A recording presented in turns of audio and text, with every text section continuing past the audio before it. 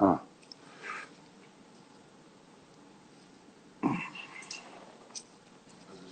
Oh. Charlie Mack.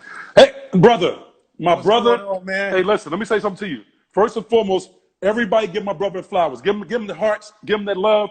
Give him the love. Give him the love. Give him the love. Oh, I Give my brother appreciate the you. love. Appreciate you. Give my brother his love. You know what I mean? Let me tell you something. This is my guy right here. From day one, my dude, my brother. My Listen, give him brother. love. Give him love. Give him love. Give him love. Listen, hold up. Let's give it up. We're gonna be respectful. We're gonna be respectful. We're gonna do this thing right. Oh, it's all good, Charlie. How you been, Hey, man? listen, I'm blessed. We're gonna give you love first. I hear you. I appreciate you.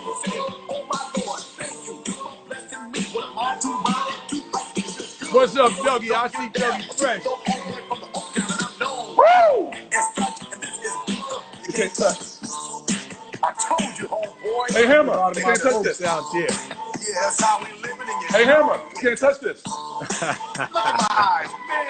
They can't touch this. Hey, I saw you breaking it down at the concert, Charlie. Hey, listen, let me tell you, I gotta make a confession to you. So when we had the honor of being on the Please Don't Hurt 'Em tour while I was working with Boys II Men, right? I was doing security for them, right? And I don't know if you know, I used to dual task when I used to work with JJ Fresh Prince. So I was doing security, I was playing Freddie, and I used to be a dancer. So I was doing it all. So we didn't have one job, we had many jobs, right? And so when we got the call that we were actually going to go out with Hammer, I'm telling you right now, from day one, I was always, because I'm a dancer, I love it. I know it. You listen to me. Listen to me, man. Let me settle down. Take my time with my brother, right? Because you ain't going nowhere till you say, all right, Mac, I gotta go. But I'm just saying to you, in terms of class, showmanship, gentlemen, you check all those boxes off. I I'm appreciate talking you. about check them all. I'm talking about I'm talking about when you're doing stadiums in Japan. Still been a consummate gentleman and a professional, and you handle that, and you didn't let anybody handle you. I remember the first time we met you. Me, Jeff, and Will came to San Francisco. We came to San Francisco, and I think at that time you were doing a lot of community stuff as well. I think at that point you were just like you were launching, but I mean it was like a tidal wave. You was taking it over, and I'm saying just the hospitable nature that you had. You were always A1. I'm talking about from that day till. That was mutual, though. That was mutual. Listen, man. Listen, man. I salute you. I salute you, bro. I appreciate you. You know, hey, I don't even do this. This is my first time on live. How about that? Wow. I don't even do this. But wow.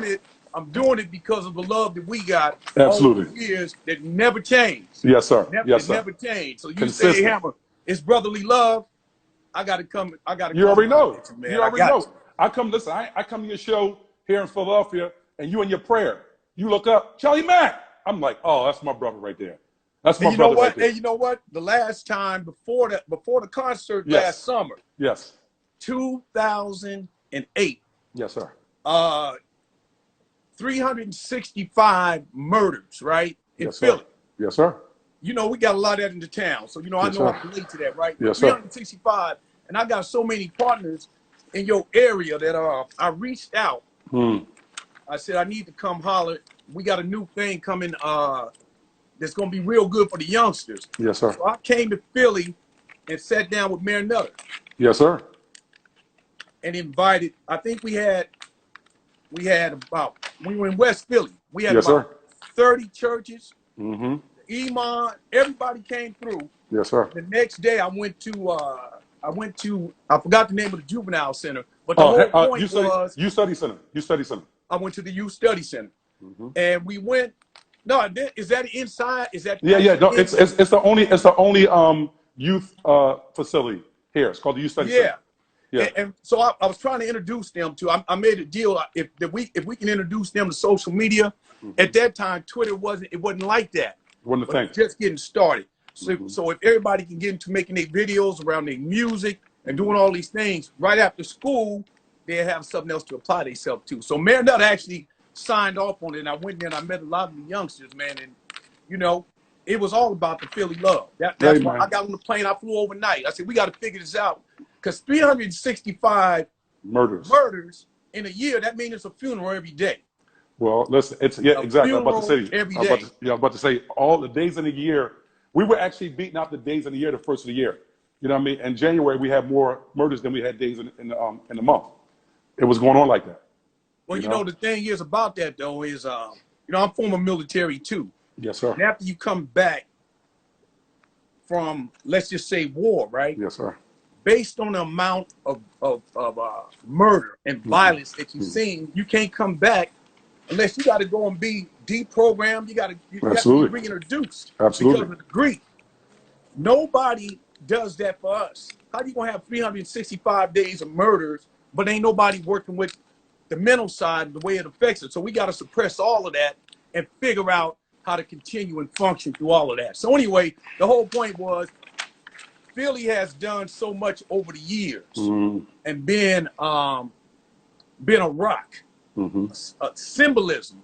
So I took it personal. So we came in there and we tried to do. My brother Eugene, rest in peace. He was like the leadership that came through, and we tried to do what we could. Yes. Well, guess what? I'm saying that you did way more than the next person did. You know what I mean? And they may have wanted to do it, but again, like I always believe in, let's go. Let's stop talking about it. Let's do it. And you've always been a person that jumped in head first. Like, let's get it going. Let me roll my sleeves up. Let's get busy. That's, I mean, again, on any platform that you've had, you've always made it available. Again, you always make sure that, again, there's a spiritual component, there's a community component, there's a brotherly love component. There's, again, just as a whole, you just always spread your love. And you've always been that person. Again, always been that way. So you've been consistent. And that's the thing I love. I love consistency. I love consistency. It's only one us. It's Yes. only one us. Yes, and sir. we all we really got is us. It's just This is one. true. This is So true. we got to do the best we can to try to lift each other up. This is true. So I need you to explain to me about, at 9 years old, you're standing in the parking lot at the A's baseball facility, and Charles O. Finley comes up to you and he talks to you about selling tickets out there. Tell our brothers and sisters about that moment. Well, the Oakland Coliseum, that was where all the hustlers met. Like, all the cats that turned out to be some of the biggest hustlers in Oakland, they all hustled at the Coliseum. Everybody went out and sold tickets. That was the first hustle. And so I was out there hustling tickets, and the James Brown record came on, and the owner of the team, Charles O. Finley, happened to be coming by, and he saw me dancing. I was just dancing, passing time, waiting for Reggie Jackson to come through to leave me some tickets. Reggie Jackson. Yeah, Reggie Jackson, Vita Blue, you name it. They all came through, and so Mr. Finley saw me getting down. He said, he came over, he said, "Hey, who are you? You dance like a grown man." Wow. I said, "Well, I'm 9 years old. They say I look like Hank Aaron the Hammer, so they called me the Little Hammer." And he said, "Well, what are you doing out here?" And I said, all your ball players leave me all the extra tickets, and I go out in the parking lot and sell them. Then I go in the game, they give me all the crack bats. I sell them. They give me all the balls. I sell them. I tell them this is where I make my money. My brother, Lewis, is the clubhouse manager. My other brother is the bat boy, but I'm too young to work, so they won't give me an official job." Wow. So I made my own. So I had to hustle. I walked 7 miles. I walked from High Street all the way to the Coliseum at 9 years old. Get You can out do of that. here, It's the man. 70s. It's the 70s. So so he actually hired you. He had hired you leave out. So what was your actual day to day? What did you do day to day? Because So at 15 you was an executive, right? Yeah, he took me up to the owner's box. Right. And he asked me, do I know what it is to be an absentee owner? What does that mean? Got it. I said, well, I know what it is to be absent because, I've been missing some school. Right. And, they own me. He Right. said, well, I'm an absentee owner. I live in Chicago. I can't see the game. So I want you to come to the owner's box every game from now on. Dial in to Chicago. I'm going to put you on the intercom, and you're going to be my personal play-by-play man. Wow. But you got carte blanche. You can do anything you want. You can go on the field. You can get on the chartered planes. You can fly all around the country. You my vice president from now on. Wow. So from the time I was 9 until I was 18, that's what I did in the summer. I flew around. I was in New York. I was in Milwaukee. No parental supervision. Right now, hey, by the time I was 14 or 15, I was a mess. Wow. Flying all around. So by the time we got to hip hop and we go in the city, I already been to all these cities. Yes. I've been to Chicago. I've been to New York. I had been there with the A's. Wow. What did it do for you? I'm saying just having that experience, because again, a lot of times what happens is people never been off their block, let alone go to another city by the age of 15. What did it do for your psyche? Like just in terms of approaching, your career, what did that do for you? Well, first of all, what it did was you got to imagine I'm around nothing but grown people every day. Yes. Yes.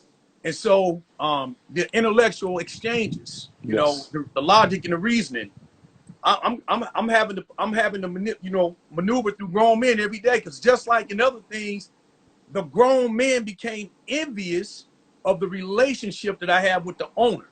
Wow. So they like, how can you have access to an owner like this, and he show you this kind of favor, right? So I peep game, and I be like, man, this dude 30 years old and worried about a 10-year-old and how he interacting with. You peeped that at 10? You peeped that at 10? Huh? You peeped that at 10? Of course. Hey, Wow. listen, I don't say this, Charlie. I don't say this to brag. I'm just saying it's factual. They test me in the 3rd grade. In the 3rd grade, I tested it 3rd year of college in reading and comprehension. Woo. So I understand what's happening. Woo. I understand. Then they put me in the gifted program, and I went to the science, Lawrence Livermore Science, Chabot every week. So, Wow. and then I'm in the streets surrounded by what? Black Panthers, West Oakland, Yes, High yes. Street, gangsters, killers. So I'm sucking everything in. So I got the advantage of knowing both the executive approach, the manipulation of grown-ups, the streets, the hustling, the pimping, everything. And I'm just sucking it all in because my reading and comprehension is already college level. So you ain't really getting nothing by me. I'm just sucking it in.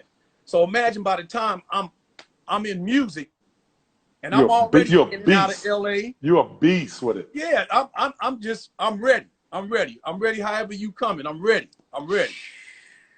Who had the biggest influence on you growing up? Like from 8 to like 21. Who had the major? I'm talking about in terms of outside of your home. Who had the major influence on you? Oh, outside of my home. I won't say inside my home. It would have been my brother Lewis. Got it. Had the Okay. biggest influence. But Okay. outside my house, man, it's a combination. My neighborhood did High Street, the whole High Street, East Oakland, and then my grandmother's house in West Oakland, the Farming Park, because that's where everything was happening at. But I went to Mac, I went to McClymonds, historic Bill Russell, it's a long list of great athletes and great people that have come out of Mac. And Frank Robinson, Hall of Famer.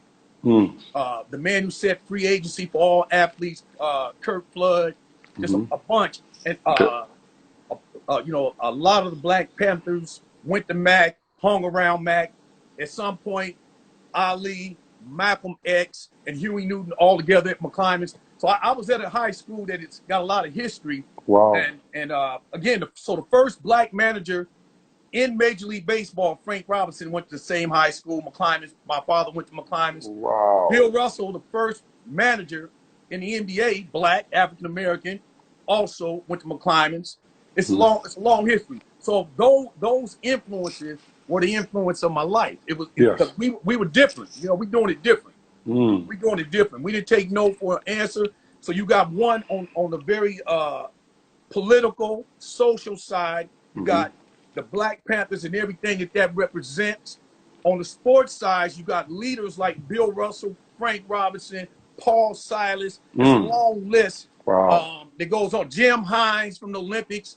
It's a long list. So I all those influences. So you really had a village of Black men that was out in front of you and able to essentially being a light for you. No question. No question. And you were taking it all in.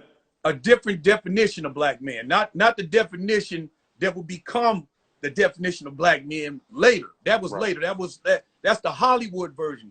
I'm talking about intellectual cats that knew how to maneuver properly through business, through the streets. Correct. So, all of it. I had those influences in front of me at all times. So I had real good, strong Black men who were proud to be Black men, but they also knew what that meant. In other words, being a Black man for Huey Newton meant this: you're gonna treat my people right. You're not gonna brutalize them. You're gonna provide them with free breakfast programs. The kids gonna be protected. We're gonna protect ourselves. So I had that influence. Then you had a no-nonsense cat like Bill Russell. So by the time he came to Boston, that's why he knew how to maneuver. Wow. He had all that game from Oakland. He had all that leadership. And then you go all the way back watch this, to the first black organization that unionized and challenged a corporation, which is the Pullman Porters in Oakland, way back. That was the first. And they taught other organizations how to organize the way they unionize. So for the youngsters who don't know what the Pullman Porters is, you know, that was the cats that took care of you on the train. But they was getting game from those Wall Street cats as they came through, and they'd bring that back to West Oakland. They just spread all across Oakland business-wise. Wow. Growing up, young Hammer in Oakland, in the streets of Oakland, what was that for you? What was that for you? Just in the streets, in the actual street. How were you able to stay on that straight and narrow path? How were you able to do that?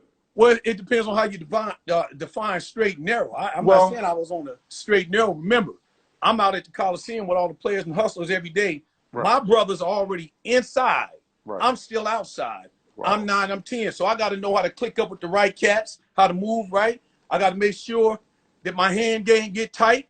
Everything, because you know. So you had to roll for yourself. It wasn't perfection. It wasn't perfection. Right. But it's not perfection for none of us. Right. You learn survival skills. But the survival skills is not to be promoted as authenticity. It's just what it really is. Survival skills. I got to know how to survive a cat who always like to go grab his pistol, right? That's a different set of skills. Then you got another cat who just want to throw. You got to know how to survive that. You got another cat who know how to run game. He's going to try to talk you out of everything. You got to know how to survive that. Then you got to go into the corporate cats, and they going to act like they love you, but then they going to pencil whoop you. Yes. So you got to know how to survive that. So it's a whole set of skills that you got to have that makes you complete. And that's what I had to, you know, I had to draw from all those influences to be equipped to deal with all of it. Wow.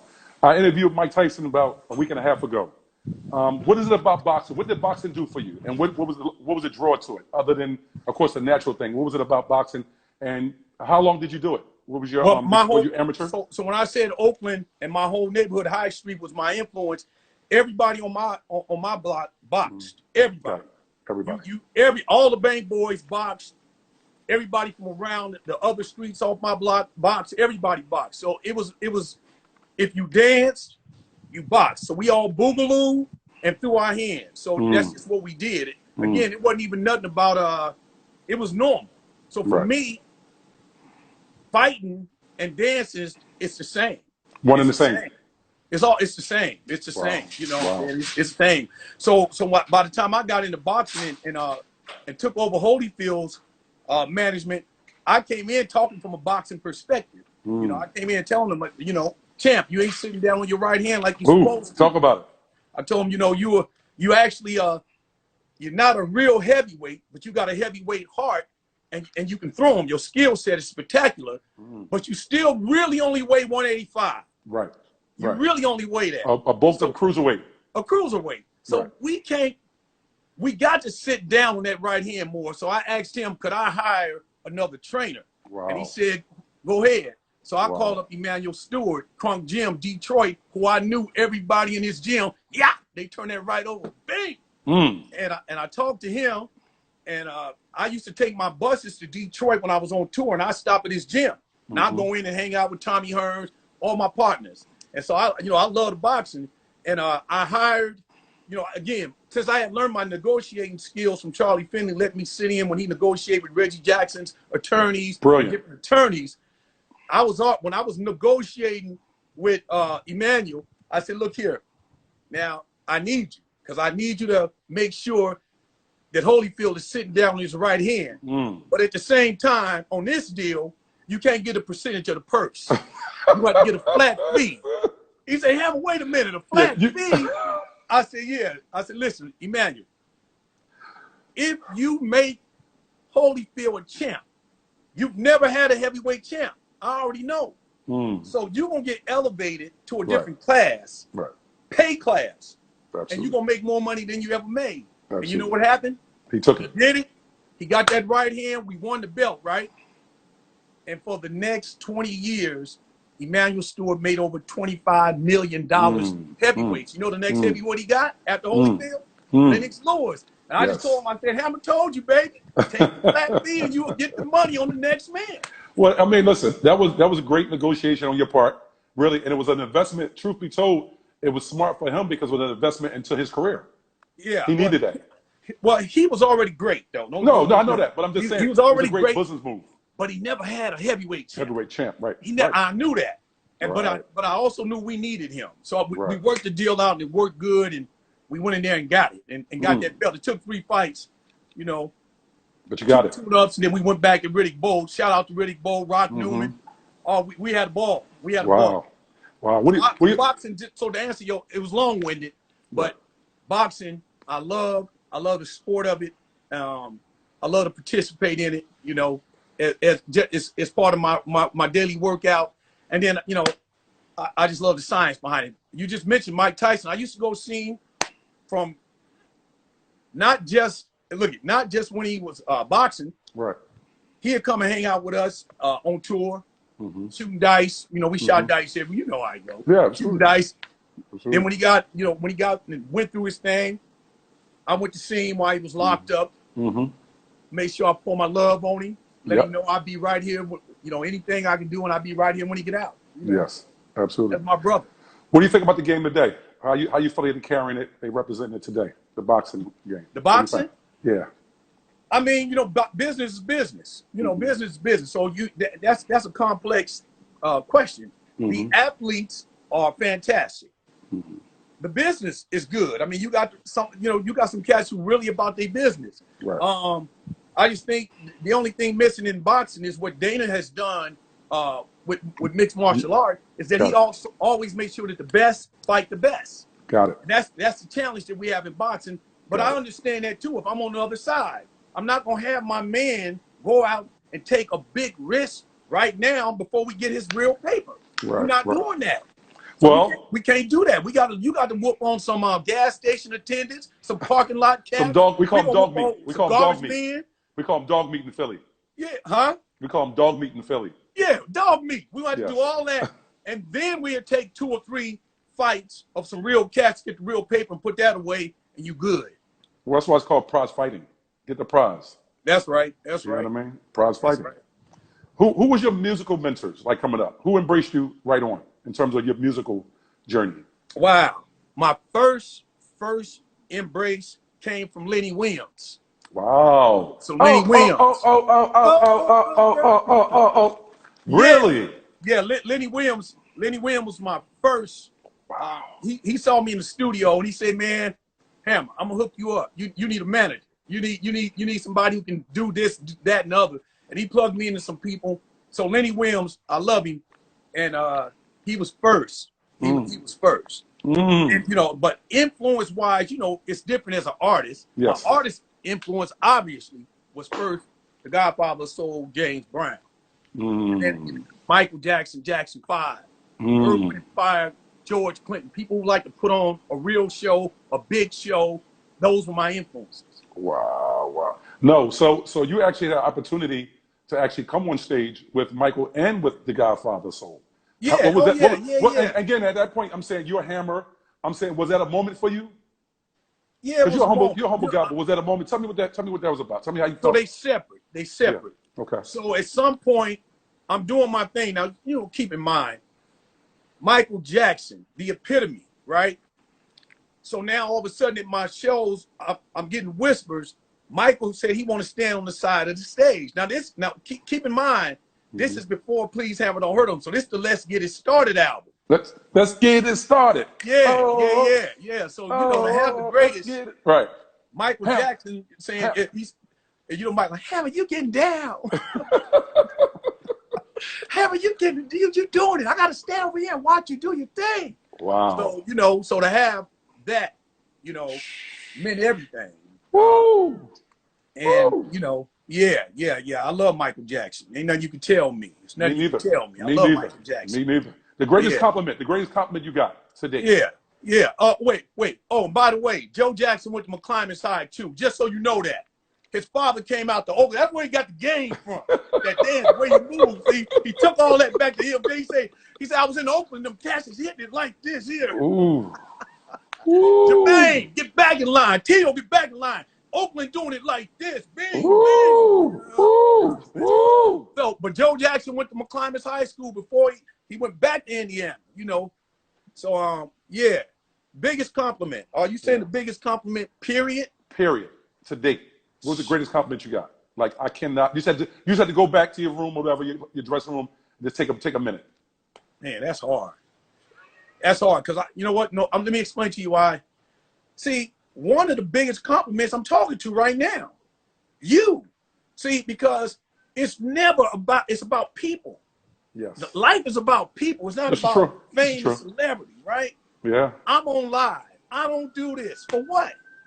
That's I'm the not biggest. trying That's to the biggest entertain compliment for me. That's the biggest I'm compliment for doing it. me. Look, I'm doing it because I got love and respect for And you. right back to you. I'm right? right back to you. So it's the connections, man. But you know, I would say that my relationship with the Godfather Soul James Brown is more than a moment.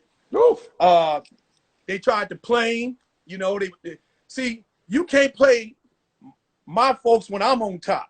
Not me, not my heroes. Yes. So when I saw that TV, what you saw, remember when they put him on the news? Oh, we didn't lock James Brown up. Oh, we didn't. You know what I did?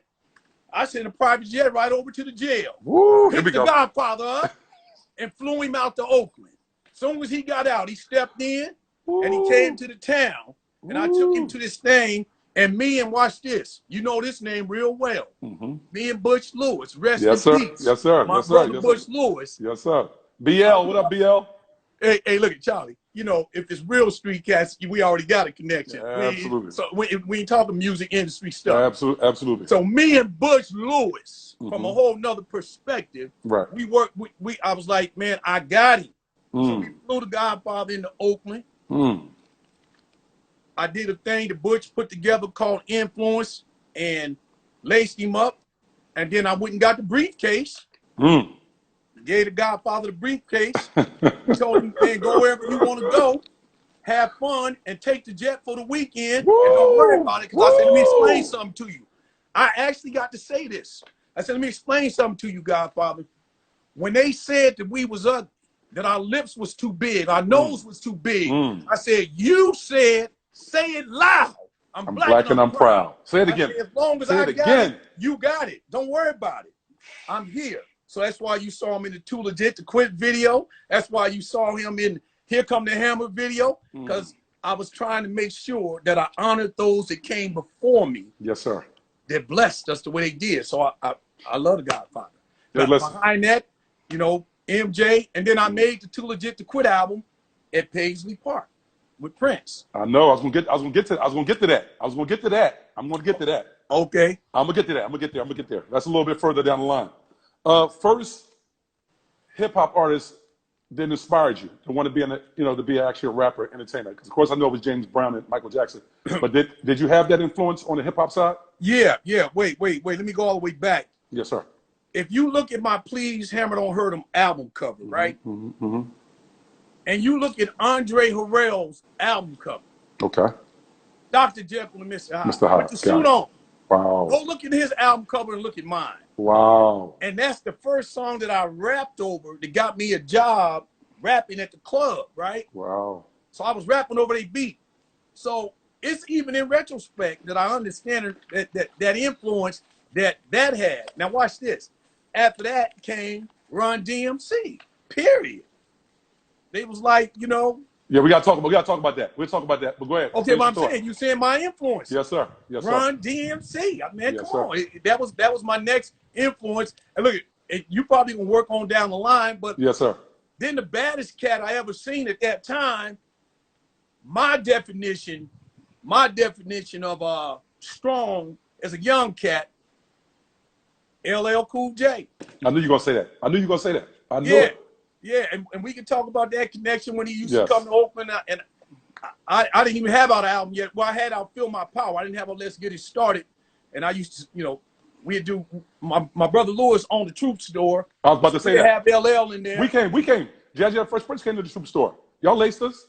Oh yeah, that's Remember? right. We came in. You laced us. You took care of us. That's what I'm saying. Everybody used to come through, right? Yeah, man. So anyway, Todd, LL, Run DMC was my biggest influence before that, and I took a lot of influence from the way the Fabulous, Ghetto Fabulous, that even before he coined it, Andre Harrell what he had even before he was big. And then, Mm. and the way life worked out. Look how life worked. They Yeah. ended up on my tour. All his acts. All of them. Jodeci. Yeah, because Puffy used to come out on the road. So again, when Ain't we no did question. But when I'm we did the saying Place Jodeci was Hammer, out there. yeah, when we did the Place Yeah. Hammer Don't Hurt Him, it was Boyz II Men, Jodeci, and TLC. And TLC, but watch this. Heavy D came out with us. Yeah, yeah, He did- yeah. That's a Heavy great D run. did the Let's Get It Started tour with us. Mm-hmm. So I would see Diddy, Andre Harrell, all that came full circle. Yes. So my yes. influences end up being on my tours. It was wow. beautiful. It was beautiful. Listen, you had 5,500 buses. You did it right. I tell you did it right. But we're gonna get there too. Let me take my time. We're gonna get there too. So what was the issue with Run DMC with you?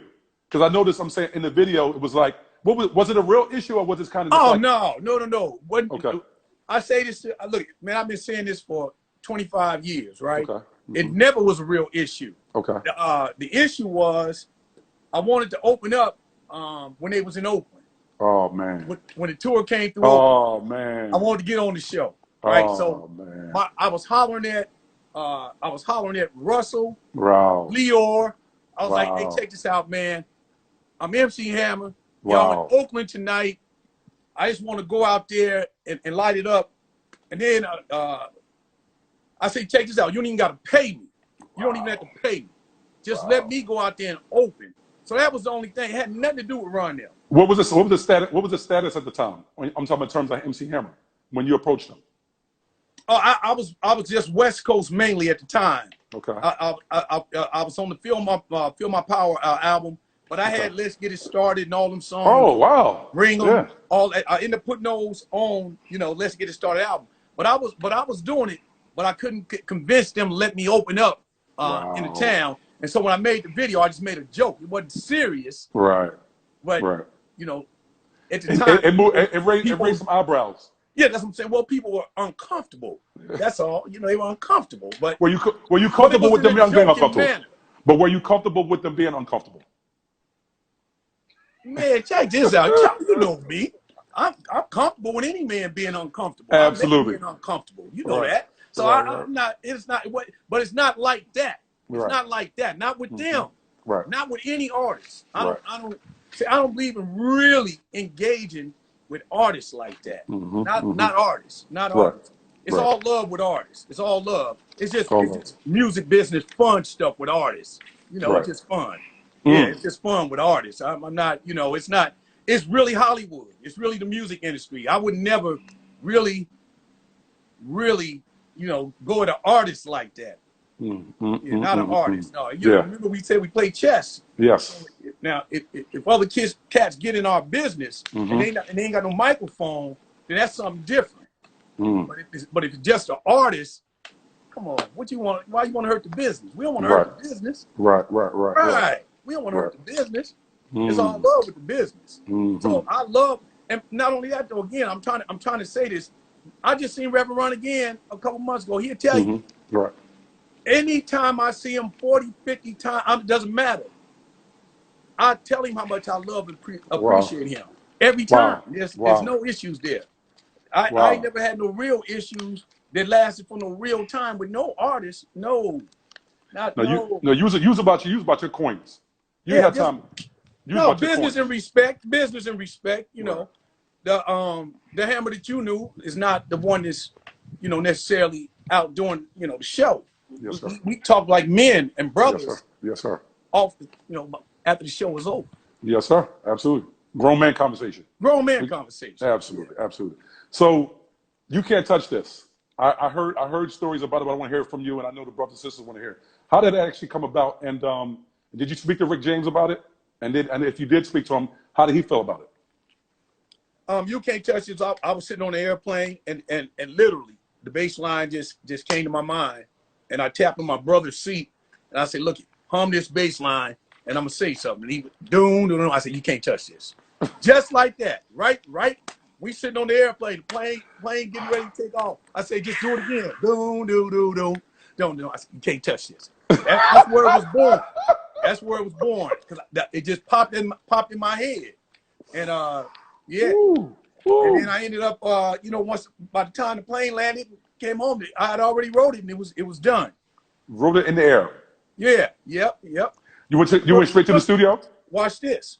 I wrote that one in the air, but keep in mind, I did the whole album while I was on the Let's Get It Started tour because I had a studio bus following me. And every night, I felt like I just came off the stage. I want to capture the energy that I had on stage. So I go on the bus. I plug the bus into the hotel, and we get back there and get right back to work. And by the time basically I came off the tour of the Let's Get It Started album, I had Please Hammer Don't Hurt 'Em album ready to go. And you were out when they were selling records like crate loads of records. You went diamond. And for people that don't know what that is, 10 million records. 10 million records you went. And sold 10 million in America. Yes, I'm getting to that.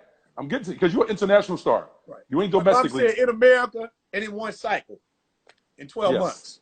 Again, so Real I want to talk 10 million. So again, at that point, were you moving about 150, 200,000 per week? Like how many units was you moving? Oh man. You couldn't print it fast enough, huh? Yeah, it was like, remember, we did our 10 million records in a normal music cycle. Yes. So a normal cycle was 12 months. Yes. So within 12 months, we moved them all. So we had some months where we did 3 million in a month. Some we did 1 million in a month, but in 12 months. Woo. What was that? When we was going all around the world. When you get those reports, what is your mind? Where your mind at? Again, I'm saying when you actually finish the record, you master, you can't touch this. I'm saying, do you know it's going to be? Of course you don't know it's going to be that big. Not that big. No. Okay. Charlie, look, we don't know it's going to be that big because here's an example. We didn't put the single out. Right. The first single off the album was Dancing Machine. Right. Then you had the second single. The second single that came off of it was a second single. It might have even been Have You Seen It, but it was the second single before. And what happened was radio jumped. Imploded. Yeah, they jumped and pulled You Can't Touch This off the album, and that's how that happened. So no, we didn't know that was the one. No, we didn't know that. What was that conversation with Rick James? Which one? We had a few of them. I brought him out when we went, when we was touring, I brought him on stage with me, let him, plug that bass in and get with us. But the conversation with Rick was like, the initial conversation was, he didn't like rap. Believe it or not, it wasn't that he didn't like rap. He said he didn't want me cussing all over his record and all that, but he hadn't really paid attention to it. I wasn't cussing on my record. Right. You wasn't. Right. And then he told a story. He was like, yeah, I wasn't going to let Hammer do it. He said, and he did it. Then my lawyers was talking to them. He said, Rick said he was hollering at his lawyer. Yeah, what you gonna do about the Hammer and sample my record and all that? And his lawyer said, well, the first check just came in. Rick, and Rick said, I don't want to hear all that old bullshit. He said, well, the first check is 1,200,000. Yeah. He said, I like him. But Hammer doing it right. Rick say Hammer doing it right. He doing it right. He know how to do it. Right. That's a smart man right there. That's a good man right there. Through it all, I probably made Rick a minimum, about 25 million. Minimum. Minimum. I made Rick at least 25 million. 25 M's? Minimum. Woo! Because that's aside from the licensing, all the commercials and stuff, right? Charlie Mack, I'm making him at least right now, today, I would say on a bad year, 500 to $1 million. On a bad year, Rick, you're making at least 500 to $1 million right now, every year. Ooh. Every year. The gift that keep giving. The gift that keeps giving. As a matter of fact, I got a different answer or another answer to that question you asked me earlier about the biggest compliment. So one of the biggest compliments came from Earth, Wind & Fire. Okay. A few years ago, we were doing a show together. And they sent somebody to come get me from my dressing room. And they were in a circle. And so I came out in the circle. And I asked them, what's going on? They said, well, Hammer, we getting ready to pray, brother. But before we pray, we just want to say thank you. And I said, thank you for what? They said, Hammer, when you put one of our songs on your album, at that time, the Earth, Wind & Fire was broken up. We didn't exist no more. Wow. You covered our song, and we got a check in the mail for $1 million, Hammer. God. And when we got that million, we put Earth, Wind, and Fire back Back together. together. Wow. And we've been on the road ever since. And we just want to say we thank God for you. And I said, hey, man, Woo. it's a blessing to be able to be a blessing. So that was one of the biggest compliments. That's great. That's great. Shy And- Lights, Earth, Wind, and Fire, Rick James, Prince, James everybody. Brown. James Bill- Brown. James Wow. Brown. But I'm just saying, direct connection. Yeah, Remember, direct. I put 2 Prince songs on Please Hammer Don't Hurt 'Em. Pray. Which he wasn't clearing. He wasn't Wait. clearing nothing. He wasn't clearing no records. He didn't clear nothing. No, but Prince liked what I was doing with Pray. Yes. Yeah, he liked what I was doing with Pray. So he was like he liked that. So Mm. yeah, and he had a lot of love for Oakland always. You know, he always came and got Oakland musicians, and it was a deep relationship between Prince and Oakland. So you know, so again, I got to be able to also what I call returning the favor when I went to Paisley Park and stayed Yes, there sir. for 2 months. Yes, sir. We're gonna get there. We're gonna get there. We're gonna get there. Yeah, well, We're gonna get there. So please don't hurt him. Hammer tour. Again, that was Please, Hammer, don't hurt him. Please, Hammer, don't hurt him. I had the honor, to actually be a part of that tour, and I got to tell you, I mean, again, I don't know the exact number, but the number was north of at least 400 staff, dancers, security, production. I mean, you had them on staff 365 days a year, even when they was actually off the road. Yeah, it was a lot of us. It was a lot of us. It was a dream come true. The thing for me was always, again, coming from what we talked about earlier, Yes, sir. coming from a community. We had a real community. There's a video up right now that shows us all out dancing at a Black Panther event. And they were talking about the importance of community. So that community activism and supporting your community was already instilled and in my blood. Yes, sir. So as many as, of people in my community and from around me and various communities, I pulled in people from different places. Yes, sir. Carolinas, Detroit, Yes, sir. New Yes, sir. York, Yes, sir. all part of the Hammer too. Tennessee, Memphis. Yes, sir. Yes, sir. We had them from different places, but the idea was it was us, and we were self-sustaining. We took care of us, and Yes, so sir. and we did it with a level of excellence. And watch this, and everybody made it back home. No, I'm getting ready to give you a salute in terms of where the world has evolved with the Me Too movement. I'm gonna give you a salute, and I'm gonna say this in front of everybody. They don't know. The very first, I want to say the day before we actually took off to go on tour, you grabbed everybody on the tour to come inside the venue, and this is what you said to them specifically: do not put, excuse my language when I say this, do not put your dick in my money. Don't touch my girls. Do not touch my girls. If you want a young lady, you bring her on the road with you. Tell me, what was that about? Why was you so adamant about that? And again, you ran it. I guess like you said, you was in the military, so you ran it it was orderly. It wasn't no ghetto stuff. It wasn't no ghetto stuff. It was a bunch of black folks out there. But what was that? Tell me about that. Tell me, why did you take that actual, initiative to actually talk to everybody, all the men, of course, everybody on the tour? You told your employees as well. Same thing. But St. Louis, I see. I brought a whole bunch of cats from Yes, St. sir. Louis. St. I Louis, see you yeah. now, St. Louis. Yes, sir. And Yes, sir. shout out to Saul too. She know I love her. So, Yes, but, sir. what I was saying is what I'll say to what you just said is this. I used to say it even differently. Keep in mind now we in a different era, Yes, right? sir. A Yes, lot sir. of stuff didn't happen. The Yes, sir. world changed. Yes, sir. The world changed. So what I used to say was, and you used to see this happen. Mm-hmm. If my girls was walking by and cats say, "Man, I'm trying to get at these Hammer bitches." Oh man, you saw Yeah, what it's gonna be a happened. problem. Yeah, You saw what happened. Listen, the I'm dirt from gonna a get your different back. era. The dirt gonna get your back. We'll give you one more chance, man. But that ain't what you call the women that's with us. That's Yes, you. sir. I don't know who teaching you this. Yes, This sir. ain't that you gonna respect these women that's with us. Yes, So sir. You saw what happened after that. Yes, sir. Yes, sir. It was a Yes, different time. But we Yeah. didn't allow that. Yes, sir. I felt like you was disrespecting me. Yeah. Well, And I you know made, you- but you you made it. But did. you made it clear. But you made it clear the day before we went on tour. You made it clear to But everybody. but it wasn't just about the artists. We saying we did that everywhere we went, all around the world. Right. We're gonna protect Absolutely. these women. Yes, sir. You're not gonna do that. Yes, sir. And you're gonna refer to them in the right way. The proper manner. That's how that's gonna go. And Yes, if you sir. got a problem with that, from one, starting with me, Mm-hmm.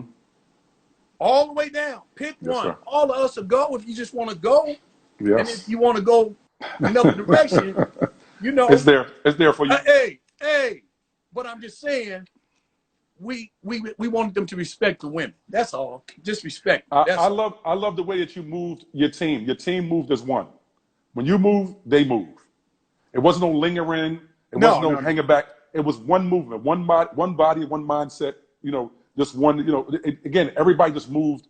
Again, it was very admirable standing back off of that, looking at the way that you moved. And even with the opening acts, you treated us all with first class accommodation. It wasn't like, you know, where some acts, I mean, headliners, they treat the opening acts like opening acts. It wasn't like that with you. You had a first class from start to finish. we got to do that. We got to do that. I appreciate that, y'all, but we got to do that because, again, we one family. We all one family. And, yeah, man. That was a mandate. Everybody on the tour, I'm responsible for. You know, I felt that way. If Yes, you're sir. on a Hammer tour, I don't care which group it is, my entire organization is responsible for your well-being. So if you got a problem, we got a problem. And that's what we did it all, every tour. And then when we got mad at each other, without naming names, I grabbed the boxing gloves. I go into their dressing room. Yep, to the I dressing drop room. them on the floor. Uh-huh. And they say, hey, what's happening? I said, well, man, check this out, man. Some of my cats is mad at some of your cats.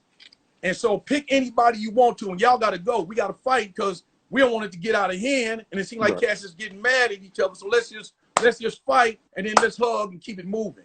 Keep on moving. That's how we did it. And by the way, that's how we did it inside my own camp. I used to tell them, look, I know they might be on this live right now. Yes, but sir. I had a golden rule. Even people who work for me, if you mad at me, we can fight. Let's deal with it. You can't get fired. You can't get fired. You can't get fired. I wouldn't fire you if you can whoop me. I ain't gonna fire you. But Louis gonna send you home. You're not gonna disrespect me. So if I had, hey, me and some of my cats had knockdowns on the bus. On the bus, man. He fired. One time he fired on me. I flew over the table on the bus. Bang! I flew in the air. I hit the table. I just looked up. I said, that was a good one. I said, that was a good one. Now, this cat, he might be watching too. He was Mr. California. He was a bodybuilder, right? So I said, okay. So I got up and I got right in there. I already knew his shoulders can't turn going down the aisle while the bump set, right? Wow. So I lit him up from right here, Charlie, all the way down the aisle. Bang, bang, bang, bang, bang, bang, bang, bang, bang, bang, bang. And then I lit him up. After I lit him up, I said, give me a hug. I said, yeah, but you got me with a good one. You got me with a good one. He knocked me all the way. I don't know. He said something smart to me. I said something smart back. Then I told him, well, then fire on me. And he fired on me. Bow. But he caught me off guard. I flew over the thing. But I got up, though. I got up. Got right at him. Marvin Mack is on here. He said it was, and I've never experienced this other than your tour. There was no meal tickets. Everybody eat. Everybody eat. Oh, Marvin's on here? Yeah, Marvin's Shout on out here to too. Marvin. That's that, man. Yeah, You Marvin know I Mack's love on him. here. That's Yeah, my Marvin brother. Mack on here. Yes, sir. Yeah, Yes, sir. no, everybody eat the same way. Steak for everybody. Man. Steak and potatoes for everybody. Steak, shrimp, and potatoes. For everybody. For We everybody. ain't having no McDonald's and all that on Hammer's tour. It's steak and potatoes and shrimp for everybody. Town business, baby. Old town. We know. Do you still love the game today, like yesterday? Do you still love it today? I love us today more than ever. Us. Got it. You understand what? Specifically, what you understanding my spirit, my history, my community, my background. I love us. I think that the business and the ear, you can't tell somebody else how they should sound as an artist today, right? Right. I see you, Marv. Love you, man. I see my brother Marv Mack. Yes, sir. Look, you can't tell another generation how they artists should sound. Got it. Their spirit, their lingo speaks directly to them. Right. They ain't trying to hear what they're not trying to hear. But our music, I love our era. I love the music. Because I love melody and I love performance. So, but I also got a tremendous amount of respect for the artists of today, connecting with their generation the way that they know how to connect. Got it. Right. You know, and it is different. It's different than ours. My Right. goal has always been that I can get in front of a band and give me 10 minutes with any band on earth, and I can teach them, you know, 8 Hammer songs. So I can go in front of the orchestra. I can go in front of a band, a rock band, or this. It doesn't matter. I can get in front of musicians, and I can teach them all this and everything, and we can go on and put the show on. That's my goal as an artist. I want to be able to be in a room with any artist who think he's an artist, and when he look over, he say, "Oh no, Hammer know how to do that. Let Hammer take over and do the. He gonna put the harmonies together. He gonna put this together. He gonna put that together. He gonna go work with the guitar players. I can go work with the horn section. I can do all it myself." So you're producing your show. I'm talking every step of it. You're doing it very intricately yourself. Man, You're not hiring a, let me give you an MD. example. The Earth, Wind, and Fire horn section. They toured with us. They'll Yes. tell you. I can come in rehearsal. I listen for about 10 minutes. I mean, y'all ain't playing that part right. Wow. Y'all got to, no. I need boom, boom. Always. Wow. So I can Wow. come in if I hear the singing and somebody singing sharp, I'm going to let them know. You sharp, partner. You know, we got to get that note together. So I love the art of music. Look, the art. I love the art of it. I love Love it. the art. I got some film of me with James Brown's band while he was there. The JBs? The JBs? The JBs. The JBs? Yeah, I got to say this, Charlie. Charlie, Y'all ready? I got to say, Y'all grooving? Yeah. Fred! Fred! Count it off. I got to do all that, man. Get up. Yeah. What? I got to do all that. So I love And you- music, man. I love music.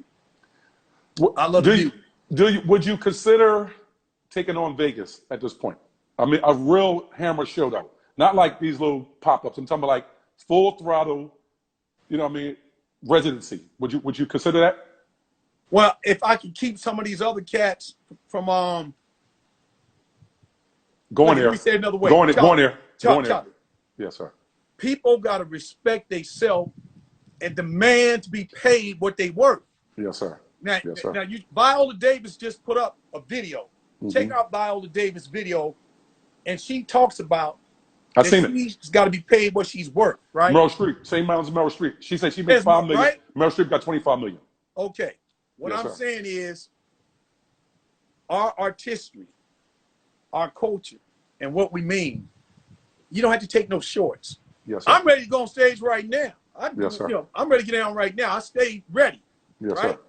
But if I go to Vegas, the lights ain't gonna be the only thing that's bright. You know what I'm saying? You know what I mean? You don't have to pay me. You have to pay me the way you supposed to pay me. I'm not Pay what you weigh. Yeah, exactly. So Pay yeah, what you so weigh. the answer Matter of is, fact, no. Charlie, Listen. Tell them just to fill it out, and you'll fill it in. Just sign it, and you'll fill it in. There you go. The Don King contract. We Hey. gonna hit him with the DK contract. Hey, fill listen. it in later. Listen. No, I but can so listen. my answer is, I love Vegas, and I would do it right, but you're gonna pay me right too. Yeah. Listen, I understand, but I think that MC Hammer and Vegas go together like peanut butter and jelly right now. I love Vegas. it, and I love it, and I agree with you. But I sit right here in my backyard. I sit right in the house. I dance for you right now. I go round back here and hit it bink, and before I go to Vegas and not get paid what I'm And supposed tuck to your get paid. tail. And tuck You your gonna tail. pay it. It's hammer time, baby. Hey, listen. That's real. Yeah, That's real. yeah. Because they Tom Jones in them. They paying them. Oh man, and they paying Celine Dion. Let me say it this way: they be paying people who don't even turn on the mic. That's my point. And you gonna go out there. You gonna work them over. They ain't saying a lick yet. Wow. Yeah, man. I think that's the world's playground, and I think they would have a great appreciation for a wonderful. Because if you haven't seen a Hammer show, you really, really missed out, honestly. And I think I that's appreciate that. no, honestly, man. I'm telling you. Listen, you got to think. I'm 54 right now. I was 53 last year when you came to Philly, and you'd have thought I was 23.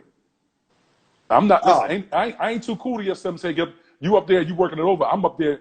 I'm getting at it. These knees ain't too sharp no more. But guess what? I'm representing. I see you getting down though, Chuck. I get busy. I get busy. Putting it down. To be 6'7", to be pull back 6'7". one of my dancers and say, "Wait, Charlie in there now." To be 6'7", listen, I'm a little light on the feet. You know what I mean? I'm a little light on my feet. I got to tell you. Are you feeling like at this point in your life you've lived a purposeful life, you fulfilled your purpose up to this point? Um, here's that's a great question, by the way. Um, I got a whole bunch more to give that is more important than what I already gave, Got it. right?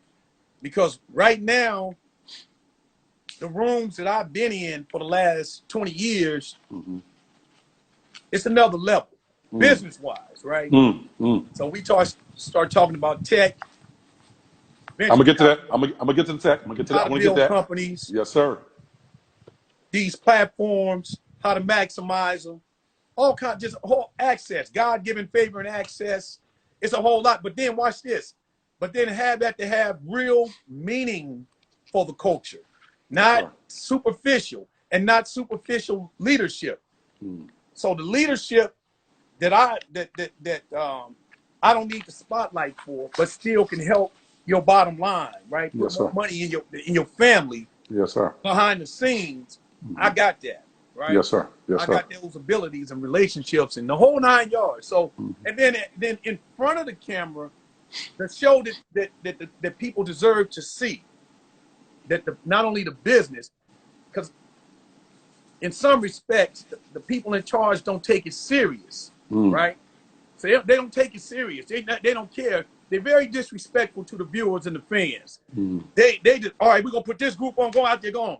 Hey, 6 of the mics went off and the lights was done. Man, next group. Wow. Next group. They don't care about the quality of the production. Yes. I care about the quality of the production. Absolutely. I care about everybody got to have enough win and be in enough shape to give the people what they deserve. So, it's that. Really that. Love that. So I believe, so I'm not content Okay. right now. Okay. I'm not content. I got to finish. Got I got to finish the work. Got to finish the work. When I finish the work, then I'll be comfortable. But I haven't finished the work yet. I got to finish the work. So great segue into my next question. When it's all over, what is your legacy? What is that legacy? What does it look like? Well, again, right now, this is the second longest, Charlie. I talked to somebody. We speaking very candid. You're my brother. I don't even like them to know me. I don't want you to know me like that. You know how I get down. I don't even want to know me like that. Yes, sir. Yes, sir. Yeah, I don't want you to know me. Yes, sir. But you know MC Hammer, the artist. Yes, sir. But you don't know Hammer. Yes, sir. Right? Yes, sir. So I don't like them to really know me like that. Yes, sir. None of them. I want you to respect me. I don't need you to know me, right? But when it's all said and done, when they write the story, yeah, the whole thing, they're gonna know the whole thing. Right. All the pieces I'm putting together right now. But you're getting ready to get introduced to the complete Hammer. It's okay now. Enough time has gone by where we can meet each other, where you can get to know me. It's all right now. Yes, sir. While I'm still, playing chess, I didn't want to be distracted. Yes, sir. Yeah, I didn't want to be distracted. It's a lot going on, but now is a good time. Actually, if I said it another way, without being self-serving, I would say it this way: they need me right now. There you go. Yeah, there you go. They need me right now. Can I say something to you? Listen, take that. Like I tell people all the time. Listen, take your bow, take your moment. You know what I mean? You earned that. You earned it.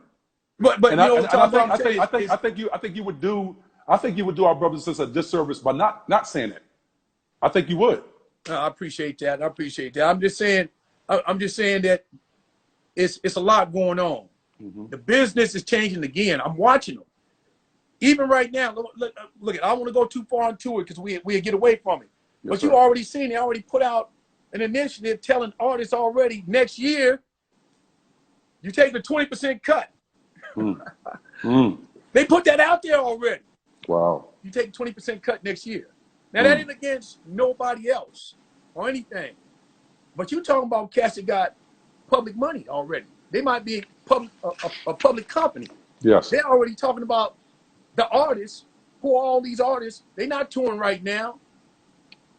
They going off their reserves. And they saying to a certain extent, they already set their money aside.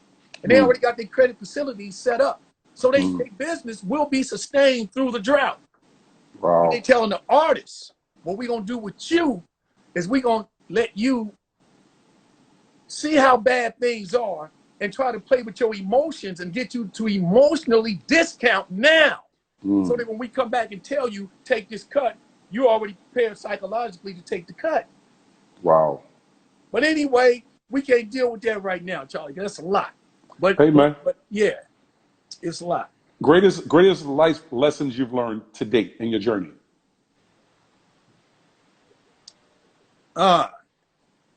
It's too much. much. That'd be in chapter 34. Okay. That's in the book. Okay. It's a lot, man. It's a lot. It's a lot, you know. Okay. You got to keep in mind, already we talked for about whatever, 20, 30 minutes, or however long we talk. Yes, sir. We ain't done none of that got you, whatever. This might even put some people to sleep already. Right. You understand? There's a generation that if you talking substance, you born them to death. Absolutely. You born them to death. I want to know that time. Hammer, how come you didn't tell us about that time you put the AK on what's the name and laid him down? Right. And, boom, boom, boom. Oh man, anybody can do that. That don't take but 10 seconds. That ain't nothing. That's we ain't gonna do that. Man, you ain't gonna do that. No, but what I'm saying is yeah. we already been programmed that Yes, way. sir. Yes. You see what I mean? We programmed to the nonsense. Yes. So if you're talking anything other than that, Absolutely. we don't You want can't reach them. Can't reach So them. that's why I don't come on too often. Yes, I'm sir. not gonna do that. And Yes, sir. I'm cut from a different cloth, so I don't even understand these dudes that come on here, start telling on themselves, telling on other people. Yes, sir. I can't even relate to it. I can't even relate to them. No I can't interest. even relate to them. Right. They no come interest. on here under the guise of being street dudes, under the banner of street cats, and they be on all these platforms just and again informing, setting cats up, working for the other team. It's deep. It's deep. Well, it's deep. I've come up with an affectionate name. I call them now. I say you've dismantled your manhood. You've unmanned yourself. There you go. There you go. That's a politically correct because of the world we're living in. You've There you unmanned go. yourself. Okay. Yeah. There you go. You know, I don't want to make a reference to anyone that's alternative. I don't want to make a reference to a little girl or a woman. I'm saying you've unmanned yourself. You've dissembled your manhood. Absolutely. Absolutely. I mean, but it's not one or two cats. This is daily. This is what it is. It's accepted. Sucker stuff. I say sucker stuff is at all time high right now. Sucker-ish is at all time high. But watch this though. But it's glorified. Yes. It's like, man, I can't on relate purpose. to it, y'all. I can't relate to it. I ain't telling you nothing. I'm not telling you nothing. I'm with you. It can happen right in front of me. I didn't see it. How you expect me to see it? I ain't what happened. I'm like this. Right. Like my back was turned. My back was turned. Yeah. These dudes come on these platforms and tell details that you could not find out. And these youngsters and got so used to hearing it, by the time they get put on, they think that's what they supposed to do. So they go telling everything. They want to lock themselves up. They come on they come on to lock themselves up. I can't, man. So I just don't have no understanding of it. I had to explain to my homeboy, one of my dear homeboys I love to death. He didn't understand why I don't go on some of these platforms. I said, no, man. That dude and that dude and that dude, it's unquestionable that these dudes work for the other team. Unquestionable. It's unquestionable. And everybody know it, but they just need a little bit of publicity. If they get in front of the camera. Hey, that light, let me tell you something. That light is a mother. That light, man, come on. That light, that microphone, that light, that camera, that microphone, they're junkie. They got they need to hit. They need to hit. Yeah. I need to hit. So I can't do it, man. I can't do it. So, I can't do it. It's a different world. It's a whole different world. It's a different world from where we come from. Charlie, I don't mean this as geographical location, but I'm saying I'm really from Oakland, though.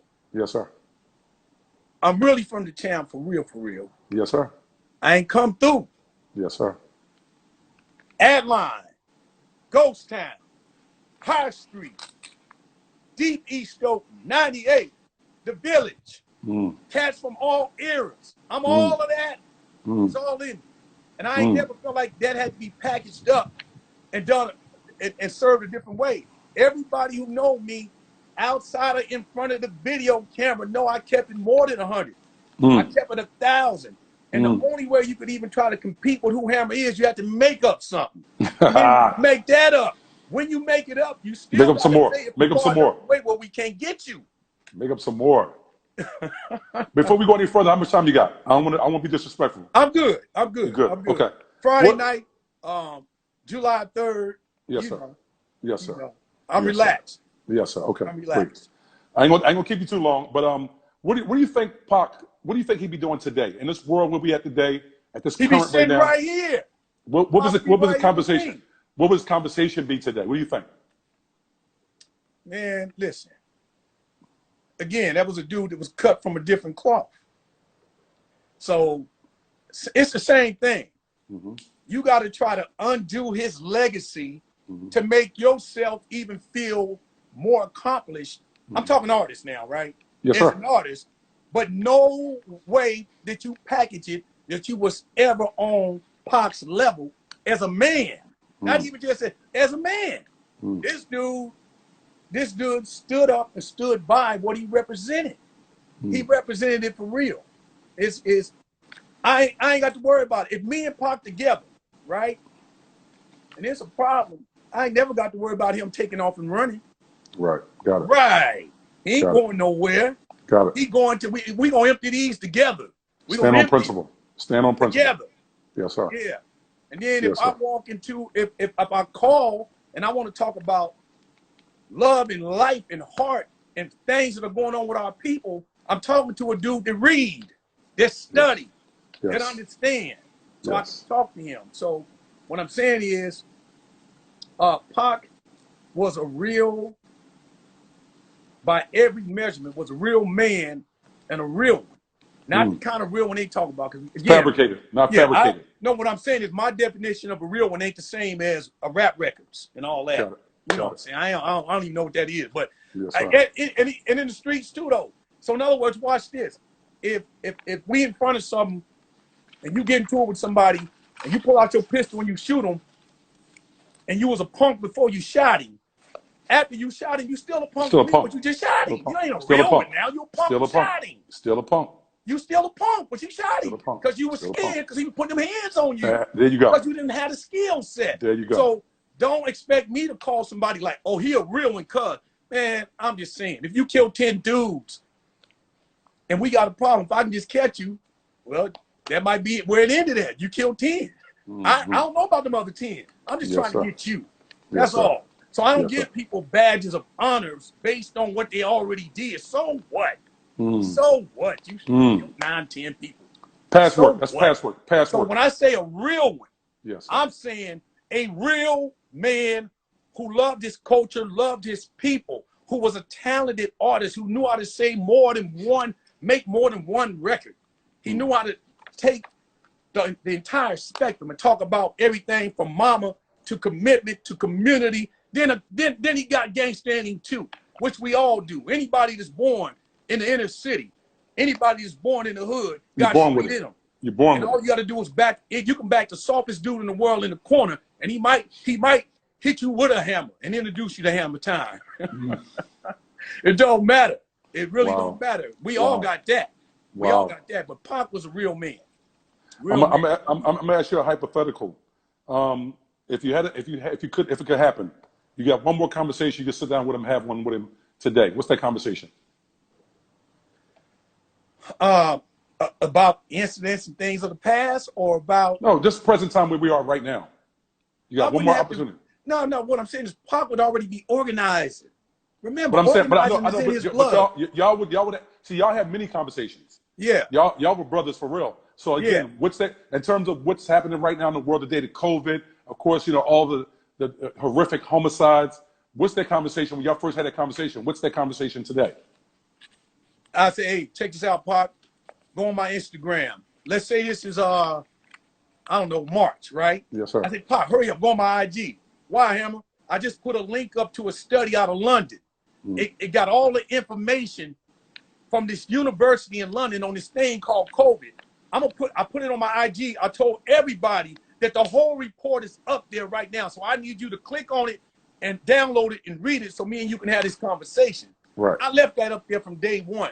But man, again, the way they didn't program folks, man, Read? What is you talking about? Hmm. And then you said it was 15 pages, Hammer. If that ain't 15 pages of Iceberg Slim, Wow. Wow. Pimp. If it ain't pimp. ain't nobody want to read it, man. I'm just saying. So I would have told Pop, I got the information. He would have read it. Then he would have went in the studio and start spitting and crafting and putting melody to it. And we would have came out with some songs that reflect the moment right now to help rally and galvanize the people. And nobody wouldn't have to tell us, y'all need to do this. This is what you do, right? When it's in your heart and soul. So that's in him. So we would be strategizing on what's next. How do we move from where we are currently? If they saying black people are the ones that are more susceptible to COVID, how do we move? Don't try to keep distracting us and make us ignore what's happening. I don't live my life like that. I don't need to pretend like it ain't no corona. That's what somebody else do. I don't need to pretend like it ain't happening. It's happening. People dying. Folks is dying. So how do we get out here and make it real to our people so less of our people die? That's our responsibility. They look up to us. They know our name. How can you play people like that? How can you, it's a difference between pimping people and having people be your consumer. Meaning this, just because you buy my rap records don't mean I love you. True. And you need to learn that. We have Artists exchange. don't love you. Right. That's right. like It's an exchange. Pimpin' love you. I just need you to get me the money. Right. I just need you. I need your money. I need you to buy everything I sell. I'm selling you. You haven't figured out I'm just selling you stuff? What's wrong with you? What Snoop said? What Snoop said? You don't love me. You love my doggy style. There you go. But I love Snoop now. That's our brother. That's our brother. No, I'm saying. I know you said that, but again, remember, a lot of people only do sound bites and they don't listen. So they take what me and you said, take out of context. I've been Snoop, my brother. Snoop was on here last week with me. Since he's 18, Charlie. You know, Snoop was on here last. He was on here with me last week. That's my brother. All right, hey, look, I know it's love. Hey, look at Charlie, look at. And when his mama's birthday came a long time ago, she called Hammer. She said, "Listen, I got my favorite rapper. Snoop is my son. Yes, sir. But Hammer, you my favorite rapper, and it's my birthday." I said, "Well, I'm on my way to Long Beach. Say no more." There we go. Done. I went down there. And, hey, me and Snoop mom and Dad's mama and all of we party celebrating the birthday. Yes, sir. So and look, so that's brotherly love. But what I was saying, Charlie, I was just saying that we got to understand as a people, man, it's a difference between artists who care about you and love you, yes, sir, genuinely from their heart, versus they just sell you stuff. Yes, sir. You just a consumer. Right. So you can love whoever you want to. That's up to you. Subjective music. All I'm saying is, don't try to make people. They can't be my leader. They're your leader. Can't be my leader. I'm well read, well studied. I'm from that, right? Yes, so I don't want no leaders who are only about selling me stuff. I can't have it. Yeah, don't sell me. You can't sell me. Don't try to. Don't try to. You can't just sell me stuff. Right. What we need is somebody who really loves us, care about us, and appreciate the fact that you do love our music. Yes, sir. That you do love. See, the music is the common denominator. We connected by the music. Marvin Gaye is the connection of the music. The music is the denominator. And I know that you're going to tell us what's going on right now because I know what's in your soul. So you're going to do that. But don't come out and play the people, especially right now. We're in a real tough situation. We're in a crisis. We're vulnerable to this COVID for a reason, right? Whether it's health, strategic, structural, historical. It's a lot of reasons. We don't have time to go into all the reasons, right, why we're vulnerable, but we are. Yes, sir. So what we need to do is make sure our people are not, by the time it's all over with, that the coronavirus hasn't taken out 1 million of us, right. 1.5 million of us, 2 million, especially on the simplicity of the message, which is simple, which is just simply, man, make sure your family is putting on the mask. Make sure your family is social distancing. It's just basic stuff, but we need to tell you that because it's real, right? So and that's at the very lowest level. We can't even get into all the jobs that went away and which jobs are coming back and who we need to retrain and who can be retrained. And don't short yourself because even one of the programs that I've been doing for 10 years right now, we've been going into, institutions, prisons all around the country, and we teach inmates how to code. And they get out of jail and they go out and make $17 an hour, $18, $25 starting off. The last 3 before this hit, we had 3 get out, Charlie. Starting pay was $150,000 apiece. They came out of San Quentin and went straight to San Francisco and started off making $150,000 a year. And they learned how to code in our program called The Last Mile. We've been doing this. What I'm saying, I'm only saying that to say this. Some of y'all can be retrained right now. Don't shortchange yourself. Don't listen to what they're saying. Our intellectual ability is way up here. Before they learned how to read and write in Africa, they was reading and writing about 3,000 years earlier, documenting stuff, writing it down. So we've been doing all these things. We sharp. So you can be retrained to go out and get some of these jobs that's going to be available from these companies, right, coming up in the future. We can do that. Right. Yeah. Right. We get ready. You home, you still get that unemployment check. You ain't got to sit around and watch TV all day. You ain't got to watch TV all day. Get ready. Get ready. So that's why I've been telling y'all, I've been out there like that. It's coming back, boy. Let me be ready. Hey, so I'm putting 100 records down. I walked so much. I was doing so much cardio. I walked the bottom of my feet off. I had to let it heal back up. Ooh. I'm serious too. I walked till I had blisters. They said, "Where am I at?" He about 15 miles that way. Yeah.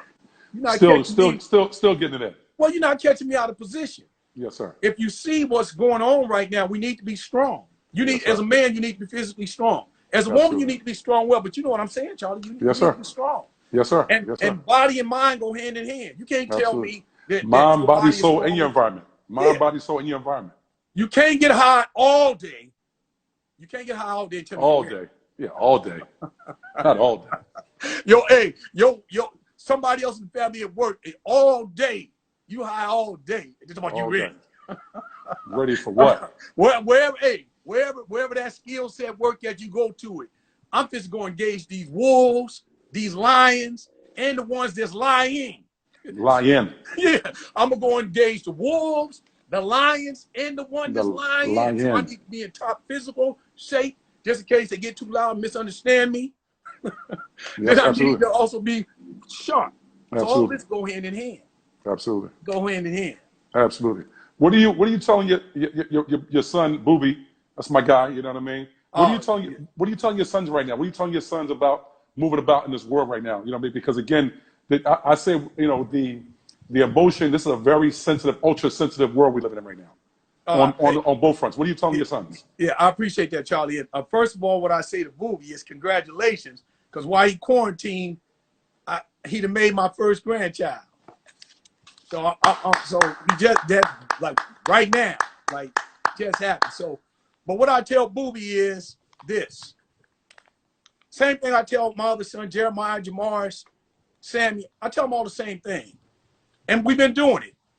First of all, like every parent, I'm worried about the way you move, and you move out there right now. So we got to move differently. We already move different, but we got to move differently, right? And you got to be on your P's and Q's, because it's a lot of people that for the first time in their life, they're facing adversity. They heard about it, but they never had to live through it. They never had to actually go through anything adverse, right? Yes. So give them some room. Focus on your house. Focus on the people in your house. Stay sharp. And definitely stay out of the way of them folks. Stay out the way of them folks. You don't want to be nowhere near where all that activity is, period. Because right now you got cats who are irresponsible, and you got some who are responsible, right? And you can't be around irresponsible people right now, because that'll get us all in trouble. Absolutely. You know, that'll get everybody in trouble. Absolutely. Yeah. So you need to be sharp, focused, and look at the top of it. You need to pray more. You need to work out more. You need to work out more. And then for your livelihood of what you're doing, write them songs, work out. That's what I tell them. Got it. That's what I tell them. Yeah, that's man, let me tell you something. Right now, we're definitely in a very, very fragile space, because we got to this is definitely a chess move at this point. Because I would ask you, what does justice look like to you in terms of what we're going through right now? What does that look like? Well, number one, if we just talk about social justice, Well, you yeah. just, if you start there, and we talk about undoing policy, right? And we're talking about fixing a lot of things that have not been even addressed in the last 50 or 60 years to give us a level playing field, Yes. right? So, 450 years, not 50, 60, yeah, 450. well, I was going back to the civil rights era, Yes, sir. where we addressed certain things then. Yes, sir. But there's a whole lot of things structurally that we need to address now that we can do by changing the laws, the policies, right? So we have to force that on them. We have to force that on them, and we're doing it. Right. And they got an ear to hear right now, however they got there, right? Yes, sir. That's one thing. Then if you talk about justice, you have to go also case by case. We want justice for each and every one of our people. Everybody that's been violated deserves justice. Absolutely. But justice is not it's not them saying, oh, we arrested somebody. That's not just justice. That's the starting of the process. Right. We want justice. Right. So if we killed somebody, you're going to do X to us. So if somebody has murdered our folks, we want justice. Yes, sir. We want you to arrest them, give them time, put them away, make them pay, everything that comes with real justice, especially because what you've done to us, you've done it under the guise that you are the law. That you're supposed to be the law. So we got to make sure that we get real justice. So we got social justice, then we got justice. Yes, sir. That justice, it runs deep. It runs all the way up to to the Supreme Court. They got to make sure we get justice. Yes, sir. How difficult do you think, and I've asked this question to several people, Keith Ellison, the state's attorney, how difficult of a job do you think where he's sitting at right now? How difficult is that for him? How difficult is it? Yeah. Why do you say? Why do you say? I think because of him being an African American male, and he's on this case that's very is internationally has international attention. The world is watching it. And look, and they only convicted to date. They've only convicted one officer to date. I see him. He has his strategy. So I can't. I don't want to speak too much. He has his strategy, but in the end, he has to play the chess game right and do what needs to be done. Right? He got to do what needs to be done. It doesn't matter. It doesn't matter. He been black. He's African American anyway, in that position, right? Before the spotlight came with this case, you are who you are. I believe that he's going to get us justice. And so I'm not going to question his strategy until it's done. I don't want to put any added pressure, right? Yes, sir. But I think he'll be able to do what needs to be done. And we there. We all there. So what I'm saying, your eyes, my eyes, all our eyes and our heart is there. So I believe that he's going to make sure that justice is served. But he's under pressure. But he was under pressure when he came into this world. We've been under pressure. Don't worry about pressure. We're born under pressure. I'm not worried about no pressure. I've been under and pressure makes diamonds. That's why I understand folks who can't take 2 or 3 months of quarantine. Right. I really can't. I'm good. I'm good. I don't even want to get into that because again, you got some people who will be offended, but so what? But I'm just saying, how can you not take that? We've been under pressure since you was born. Absolutely. You was born under pressure. Born under pressure. Born under pressure. Born under pressure. Yes, sir. Yeah. Absolutely. Same gang. Still needed today. Would you be interested in galvanizing? Some of the folks that was on it, and then some young folks today. Yeah, because I think Kenny Gamble said the message in the music. I love Kenny Gamble. He said the message in the music. Matter of fact, in 2008 and 2009, when I was talking about, I came to see him too. I went by. He's doing remarkable. He's doing amazing down here. Yeah, that whole block. It was under construction. Yes, sir. Right? It's up now. Yeah, yes, sir. He was under, but I went inside and said hello to everybody in there. Yes, sir.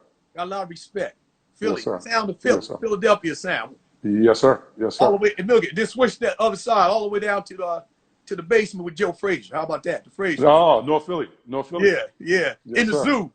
Yes, respect. Sir. Yeah, but same game. Would I be interested in? Listen. One of the reasons why I don't do this, what we're doing right now, is yes, sir. I really don't think that entertainers should be the face of the movement. I really don't. I don't. How'd you feel with Stevie? Stevie was at the forefront. You know what I mean? He was doing. Stevie was at the forefront. Marvin Gaye was making, of course, what's going on. You know what I mean? Watch this. But I don't feel like Stevie was pimping me, and I don't feel like Marvin Gaye was pimping me. Got it. All right, so it's different. Got it. If you out there, I want to know that again. If it pop off, then you might run. I mean, I don't want to be from none of these runners, man. I'm not Charlie. I don't want none of these runners in front of me. Come on, man. First thing they say, look, they be out there marching every day. You pop, pop, pop. Hey, where the cameras go? Screaming. Cut, Right. man, cut. This is reality. Cut, But cut. this is a reality show. This ain't real life. It's a reality show. Yeah. There's no reality in reality. Yeah, Okay. yeah. Charlie, you know what I'm saying, man. I don't want to. I'm not looking for that. Me personally, Right. I'm not looking for no musical artist to lead me. From Well, that that's why I posed the question. Would you be willing to identify like-minded brothers and sisters? Yeah. Okay. Like-minded, who real about it, who really care about the people, who ain't afraid. Who for the people? Who are for the people who on the ain't front line? afraid. Right. And we have to do what we got to do, and we got to get out here, whatever we got to do. But Right. we're gonna put music that reflects that. Right. Can we Right. make songs that reflect that? Can we make songs that reflect that we are unapologetic about who we are? Absolutely. And that here we come. Absolutely. Yeah. Well, you got the Bun B's of the world. You got the Killer Mikes. You got the T.I.s. You have the Mysons. These are all artists that's on the front line every day. You know what I mean? I love them Attacking all. it. Attacking I love them all. Yeah. But I love just them think all. that I think it's something. They say music is the soundtrack to your life, right? And it was Yeah. something about what's going on. It made you aware. It made you stop and listen and get the information. And that's what Yeah. music does for you. You know what I mean? So I think it stimulates an emotion in your stem in a very specific way. That's why I asked you about that. No, I agree. It got to be those type of song and those. Forget the names. Yes, sir. You named off some good people, so Yes, and sir. we ain't gonna go through each one. But I'm saying Yes, forget sir. the names. Yes, sir. The music got to be that. Yes, sir. The music has to be there. That's all I'm saying. Is the music and the movement, they got to go together. Got it. It's just, you know how smart this generation is? That's what I'm saying. I told people when this all popped off, older people, our generation, get out the way, man. Black Lives Matter is not, this generation is not the same as ours. Right. Respect them, let them do it. They doing it a way that we didn't do it. And Yeah. don't let your ego and your need to be visible push you out there. You ain't about what they about. Right. Don't do that. Yeah, get out the way. Get out the way. Get out the way. You got to know how to play another role. Support. Right. Support. You know what I'm saying? You don't need to have the spotlight. Your time came. Before they did that, what was you doing? Right. Right. Before Black Lives Matter got active, and we can say it in a different way, and got militant about it. And then when they got militant about it, they also they understood policy. And they understood politics. And they put it all together and say it's time to move. That ain't what we was doing. Right. And when I say we, I'm just saying that's Right. not what you was doing.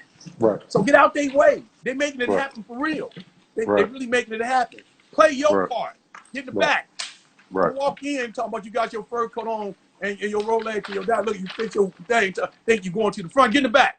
Get in the back. Somebody, look, Start from somebody scratch. indoctrinate them, train them before they get out here and start speaking on CNN or something. And On don't our know behalf. nothing they talking about. On Have our no behalf. idea because they don't read. Right. They're high all day, so they really don't know. But they want to come and get in front of the movement, get in front of people who really doing the work. Right. Right? Right. No, we can't have that, man. We can't have that. Right. This is real.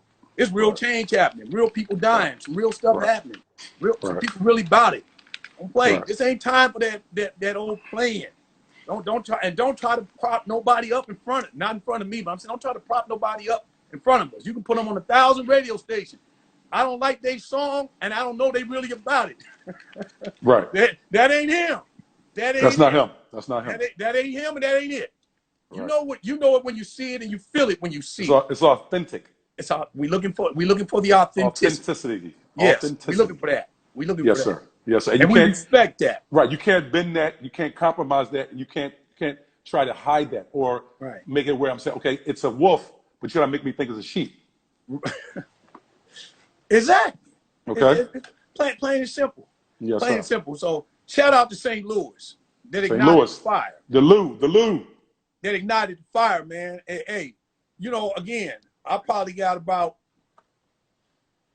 15 or 20 artists that came out of St. Louis and came to Oakland and came to Hammer Time over the years. Yes, sir. Yeah, and when that whole thing, you know, I flew right out there. You know, I went everywhere. I even went to the grave site while it was happening. I just lay in the cut, man.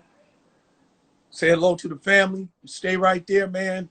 And it ain't got nothing to do with no nothing other than we sorry that this happened, and we all gotta, you know, and we all gotta come together and strengthen our bond to try to make sure none of, you know, this type of situation don't keep happening. And by the way, saying his name with that specific incident, you know, that was Mike Brown. But I'm saying that was a moment, a springboard into a lot of other things. Yes, sir. Yes, sir. Roger Goodell, of course, he said a couple weeks back he got it wrong. So again, in terms of Kaepernick, he didn't listen to him, right? Well, he didn't say that. He didn't say that part. He didn't say his name. He didn't say his name. But again, I mean, he gonna say his name. He has to say his name, right? So he working up to it. What should that look like for Cap in terms of his movement? No, I'm not asking. I'm saying, what are you thinking? I'm saying, of course, he's his own man. He got to decide what he's going to do as far as moving.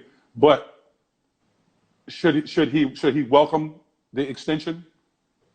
Listen, me or nobody else, we can't speak for Cap. He's earned that we can't speak for him. Right. However he feels and his team feels, that's the play that I'm backing, right? Mm-hmm. So what should have, let's not speak for him. Let's talk about the possibilities, right? Right. So everything from embracing him, putting him back on the field, and letting him do what he deserves and he's capable of doing. Mm-hmm. And when he does that, he gets to do it on his terms. On his terms, right. On his terms, because he earned it. He Right. earned it. Right. He earned it. And then we need to get, you know, we're going to build a statue of that man one day. Have to. We're going to build a statue of Cap one day. You know? Yeah, the owner should pay for that. Yeah. Well, it's a whole, yeah. They definitely should. They should pay for that. Yeah, they should pay for that. See, the toughest thing for any man is to say, I was wrong.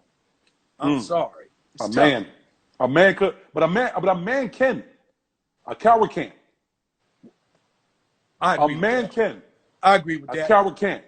But the only reason why I won't say that right now, because I still want this man to say I'm sorry and apologize. Well, again, like he's supposed to. But give guess the respect. what? If he is a man, Yeah, if he's a man, he'll do that. Look, watch this, Charlie. Part of the finesse of the negotiations is to not make you take it personal. So I'm not going to call you no names right now because I need you to do this. I don't want you to get so mad that you start taking it personal, right? Instead of just dealing with the issue. The issue is you, sir, in your capacity and in your position and your ability to make this decision. Right. I need you to apologize to Cap, and I need you to make the totality of what is the NFL available to him. Right. That's what I need from you. And whatever way he desires. I get to that after you sign the papers, do that, and he back and do that, and you can't get no recourse.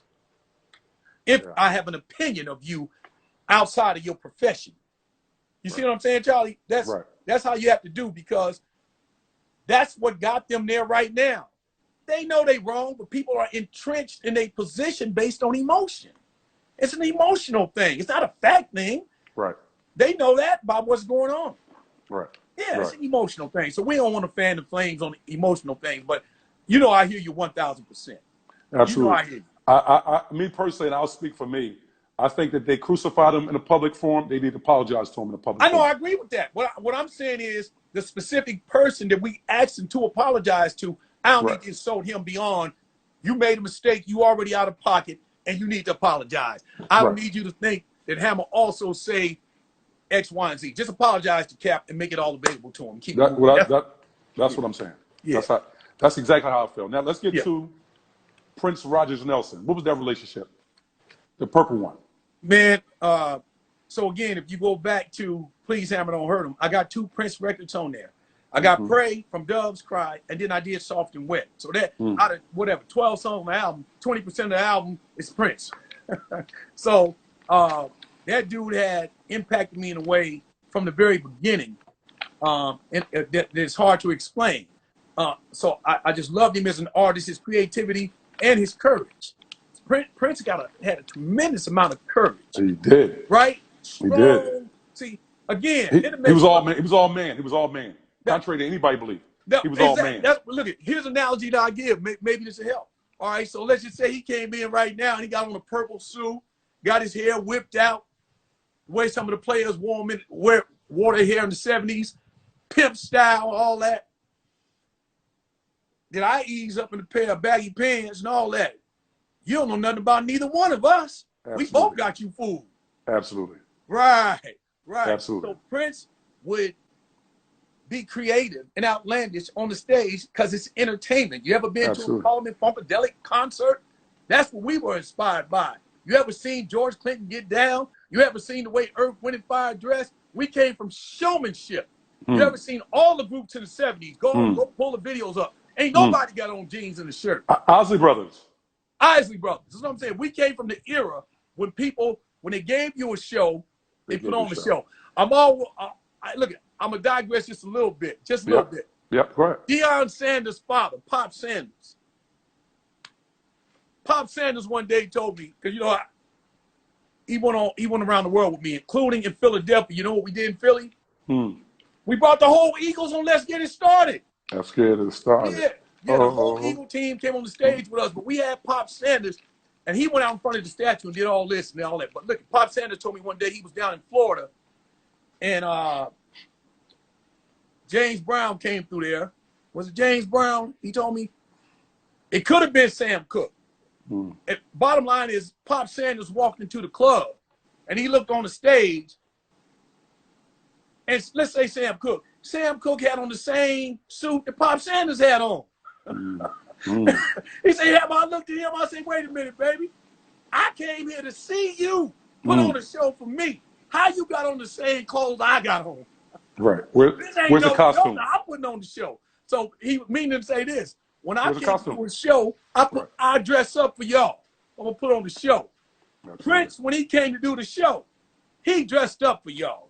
But when it came down to every issue, everything that was meaningful, everything that was important, this dude was a stand-up, strong black man to the core. To the core. To the core. I love him. To the core. Love him and love him. So that's why I went out to Paisley Park to make the Too Legit to Quit album. To be in his presence and to support him at that time. You know, at that time, he received it. He received it. Oh, did he? Yeah, absolutely. That was his house. You're not gonna let nobody live in your house for no 2 months. It's not gonna happen. Wow. I was there 2 months.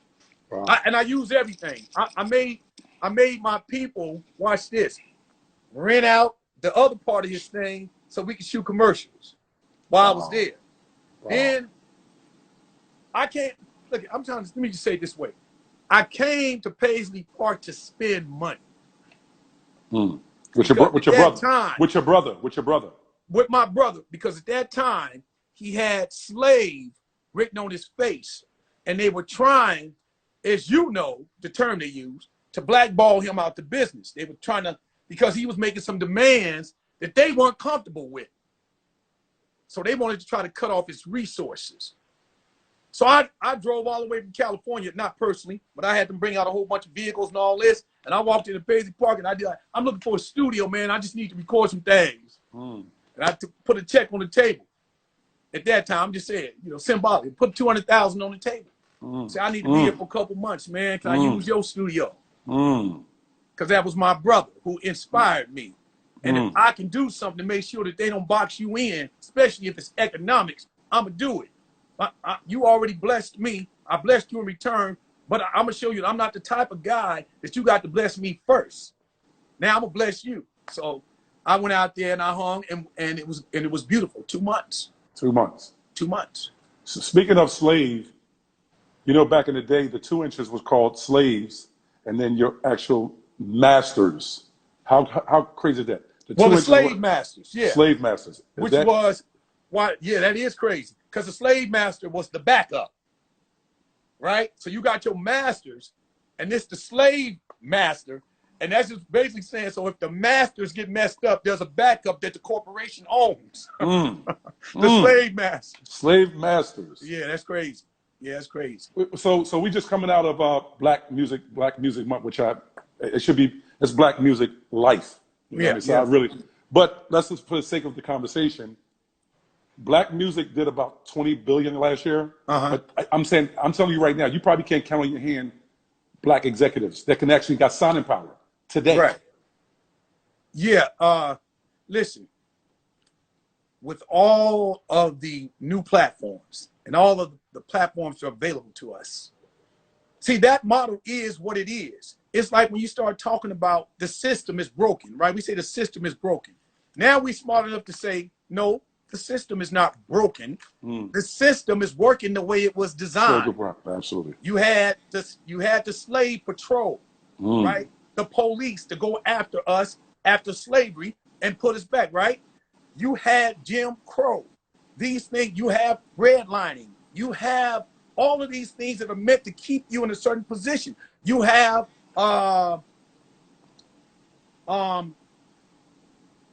certain laws to protect certain people no matter what they do. All of this is not broken. It's working the way they designed it to work. It wasn't designed to systematically. Right. Systematically. It's the system, right? Right. It's the So system. go to music. If you're talking about music, that system is designed for the executives and the labels to win. It's not designed for long-term winning by artists. So you have to change the model. I knew that coming in. So immediately on my first deal, I had a label on my first deal. Yeah. And so we had Hammer, and then you had our label with 357 and BNGB and Special G. Yeah, so and Ho Frat Ho. So we had a label, watch this, in 88, 87, because we understood even way back then, you're gonna have to do what you have to do with the label, but then you also should have your own label, your own business. Because the system is designed a certain way. An artist can only do so much when he's in the role or the position of an artist. But now let's move all the way up to where we are today. None of that is necessary. But you still have to put yourself in a position to maximize and capitalize on the freedoms that streaming brings, the freedom. And now if you're into an era where touring is gone away for the next 15 or 16 months, make the time work for you. Right. Right. Make the time work for you. They still going to need you. They're going to need content. They're going to need live performance. So don't get caught 15 months from now and it open back up or whatever the case is and say, you're not prepared. You don't have the music ready. You're not physically ready. All these things. You're not on the right platforms. You let the same people who keep getting ahead of you stay ahead of you. It's catch-up time. This is the perfect opportunity for you to catch up right now. Yeah, look at it like you in training camp, if you will. Yeah. Condition your mind, body, your soul. Absolutely. Condition yourself. Absolutely. And if you stay ready, you ain't got to get ready. Yeah. So what you gonna do now, Hammer? Yeah. I'm gonna turn this mother. We're gonna have to turn this mother out. You got to do it. You got to do Yeah. it. It's mandatory. We still got to turn this mother out. Well, they still mad at me about that one. So Hey, Charlie, man, how do you make a record? How do you make a record in 1988 that lands in New York, that walks out, and a newspaper fly in front of you say, Hammer, you ain't hitting in New York. So what you gonna do about that, Hammer?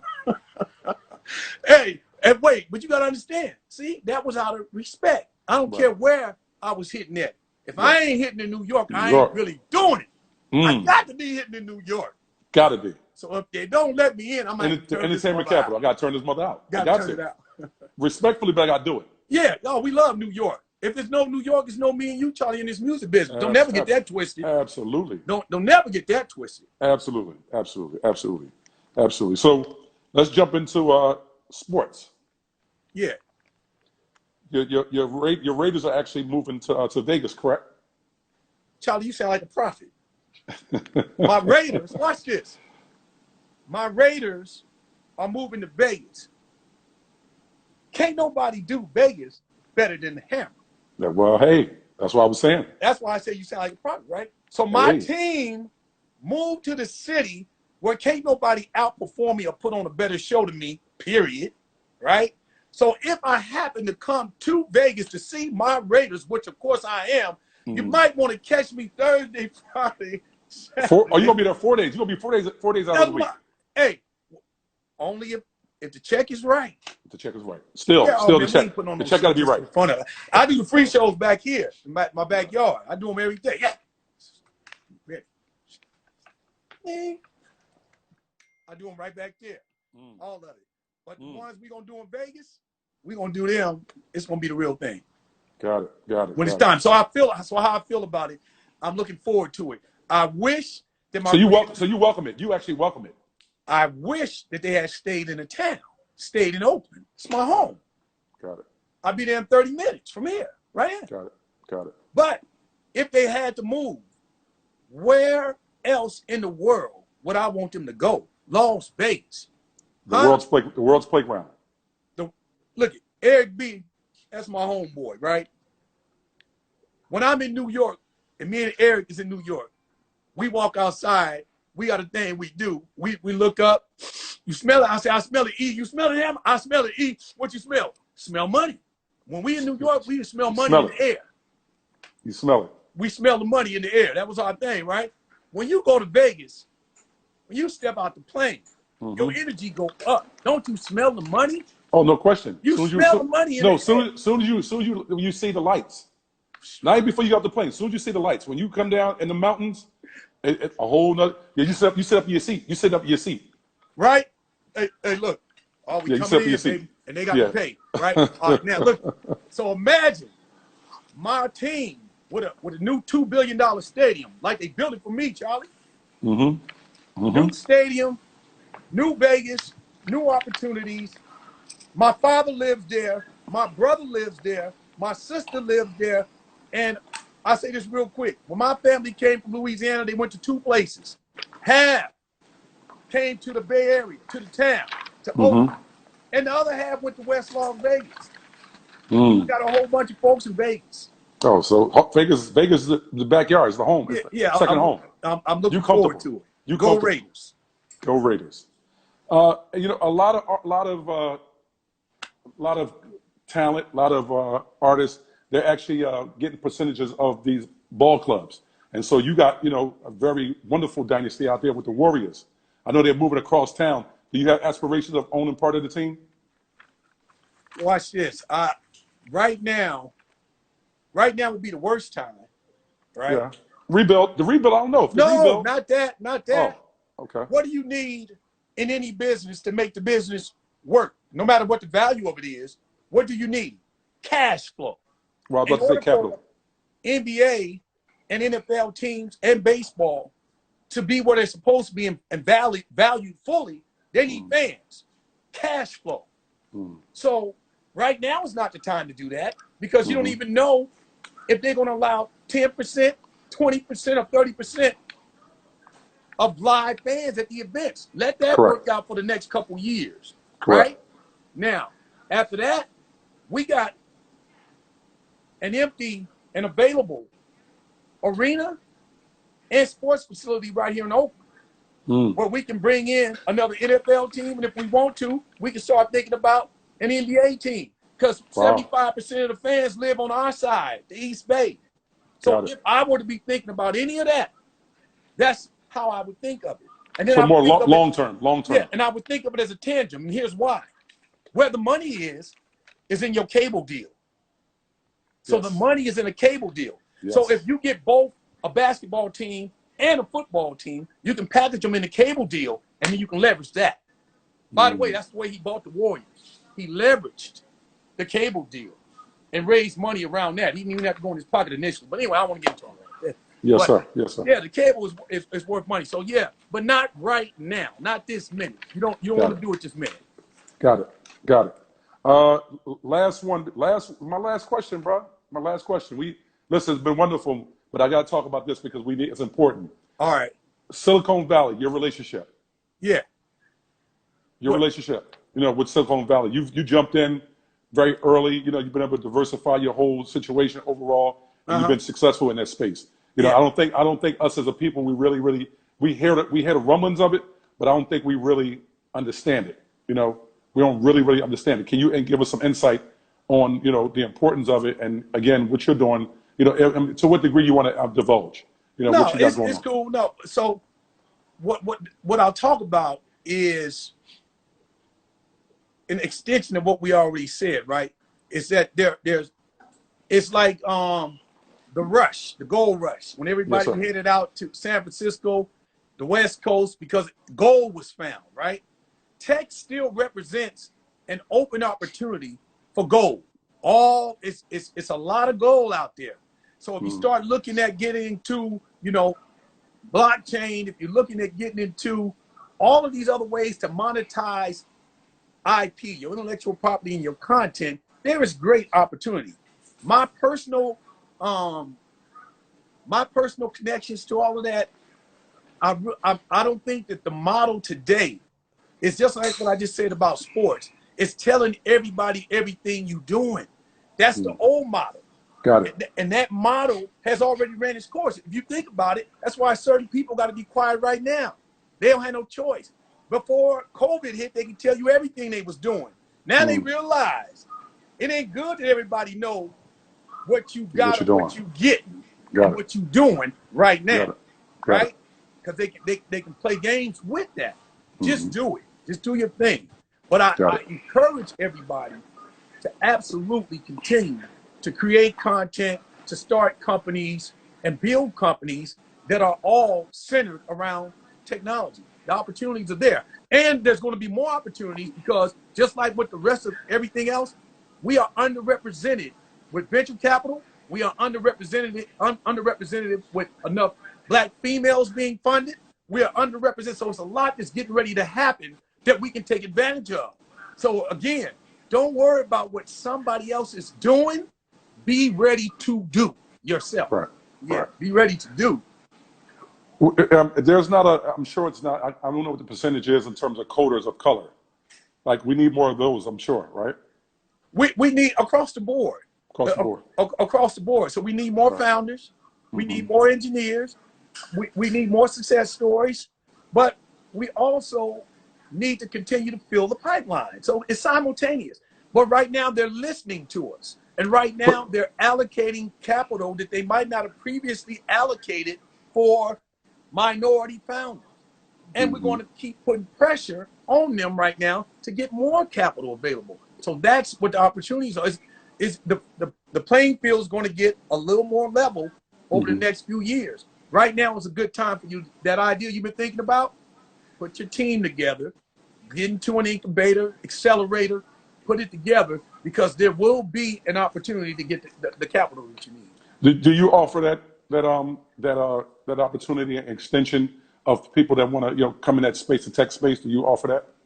Do you have somebody, extension of your company that offers that? As a company, well, as a company. I do it as an individual, but right. No, but I don't have a specific team to say, okay, you go over here and you mentor X, Y, and Z, especially right now. Especially right now. Hopefully in the next month or two, I'll put something in your hand that's gonna make you real proud. Love it. That's gonna make you real proud. I love. No, I got you. No, I got you. You said you. I got you. And we did that. Hey, listen, I'm with you. And we did that. Hey, I'm here. And I'm here. all the way. And fought all the way because you didn't want us to be able to say we did that. You Hey. gonna touch that? Yeah, you go touch that phone and move that around. So wait a minute. Contrary to you can't touch this, I can touch it. You can touch this. Okay, got it. Yeah, you can touch this. So we're touch excited this. about it. So you got to do the remix. You got to do a remix to it. You can touch this. Right? Yeah. Brother, I love you, brother. I love you. Hey, listen, I need you to do me a favor. There's a Okay. young lady. Her name is Mama Merck, and she's a huge fan. I need you to give a shout out to Mama Merck. Mama Merck. Mama Love Merck. you. Love you. Love. Enjoy Love. it. Look, enjoy the weekend. Enjoy your family. Enjoy your life. Be safe.